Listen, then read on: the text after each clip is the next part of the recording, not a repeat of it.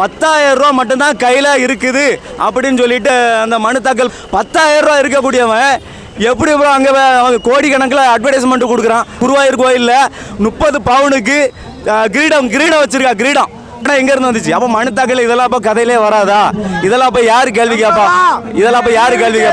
இதை பற்றி இதெல்லாம் பார்த்துக்கிட்டு தளபதி பற்றி கேள்வி கேட்க ஒரு நாய்க்கு கூட தகுதி கிடையாது சொல்லிட்டு இந்த சாட்டை துறைமுறைகள்லாம் கையில் கிடச்சா பிரித்து மேஞ்சு விடுவான்.